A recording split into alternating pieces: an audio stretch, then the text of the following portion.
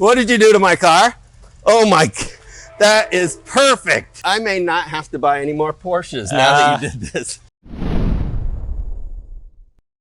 What's up, guys? I'm Chuck from Elephant Racing, and today we're going to check out this 2002 Porsche 996 Turbo, and we gave it the Safari treatment. This car got a full Safari suspension with a lift, and we also did these Safari bars, including the bar on the front and the rocker guards. Today we're going to talk to the customer. He's coming to pick the car up now, and we're going to get his take on it and see how he likes it.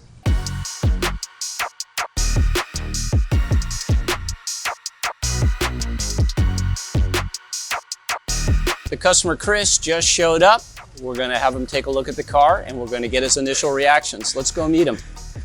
What did you do to my car? Oh my, that is perfect. I may not have to buy any more Porsches now that you did this.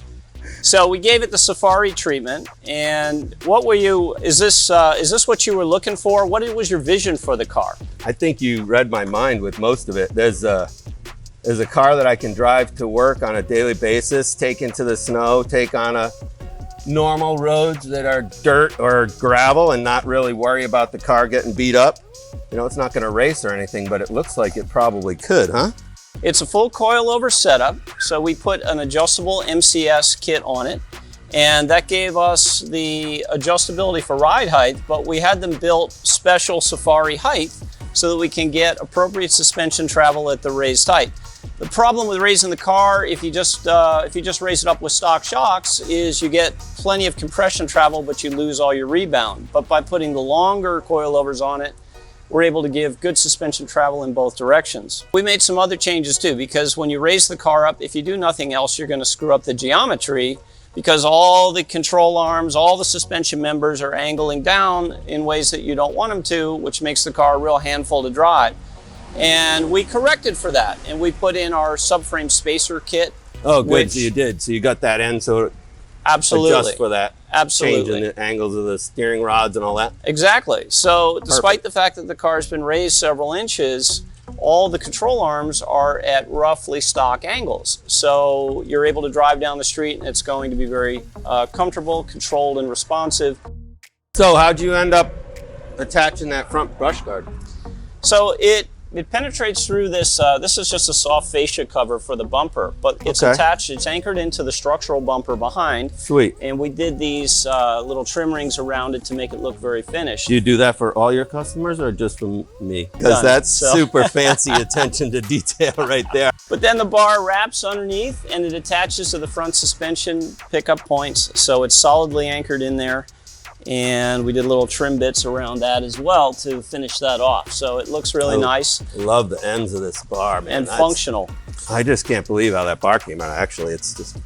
These rocker guards, I'm very happy with the way those came out. And they're really integrated well into the lines of the car. When you first look, it looks like it's straight, but it's not even close to straight. Right. The turbo cars have this extra contour in the body that the non-turbo cars didn't have. And so it made it quite a challenge to form those bars and actually have it follow the line. It looks like you almost molded it into that plastic, huh? Yeah, so with the plastic trimmed around it, I was very happy with the way that came out, and it really integrates well into the chassis. Doesn't say Elephant Racing on it anywhere. You think we could fix that somehow? Well, maybe we'll have to give you some stickers before you get out of here. Thank you, that'd be nice of you. What a great job, seriously. I can't even believe, like, what's next? Well, you've seen the car now you gotta drive it. You can see what this thing's like. You're gonna make me drive it, huh?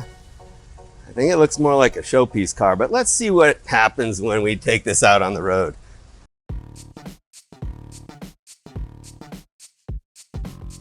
All right, let's see how the car drives.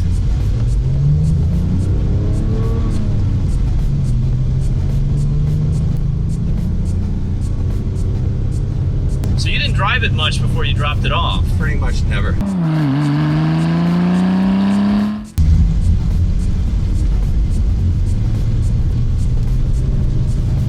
So a lot of the problems that we see with Wow. Sorry. Go ahead. No. This it does what it's supposed to. Yeah, it stays flat on everything. It's like a magnet. So we're probably 3 inches, 3.5 inches total height. It's taller about or more. It's about 3 inches above the stock setup. Yeah, I think it feels like that. I think we're higher. It looks higher. It feels very high, doesn't it? So well, the clearance, there's still, you know, those are much bigger tires, and then there's still a lot of clearance in that fender that I think is more than was there stock. For sure. Yeah. So we pick up about 1 inch of height from the tire diameter, because the tires are these tires are about 2 inches bigger than stock, and then we raise the suspension a little over 2 inches. So all in, you've got a little over 3 inches of height increase. Did you have to trim anything for the tires? We did. In fact, the biggest thing was the radiators in the front. It has 2 radiators, one in each front wheel well, and there isn't a whole lot of clearance to the tires. And of course, we've gone to a much bigger diameter tire, and that makes that problem profound. So if we didn't do anything, the tires would have been digging into the front radiators and would have destroyed it. So what we did was we relocated the radiators forward we probably picked up about 1.5 inches. Oh, good. And you know, it was a matter of massaging the existing mounting brackets, push a little here and prod a little there, and we were able to get quite a bit more clearance that way. With the geometry corrections, despite the fact that the car is sitting higher, it feels very much like a 996 turbo. It handles like a 996 turbo. And it's not quite as tight. You've got a taller sidewall, which has more flex in it. I'm gonna wiggle a little here. See what we got.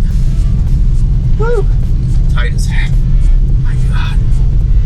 There's nothing, huh? Not a click, not a pop, not a... No hands. Drive the whole way home if you're living a straight line from where you're going. Yep. I think it's the way of the future. Cool. I hope no one else gets one, but I hope a lot of people get them. Yeah. All of a sudden, people are doing all the generations. The only one that hasn't gotten popular is the 993 generation. 964 is super popular, 996, 997, 991 generation cars. People are doing Safari conversions on all of those now.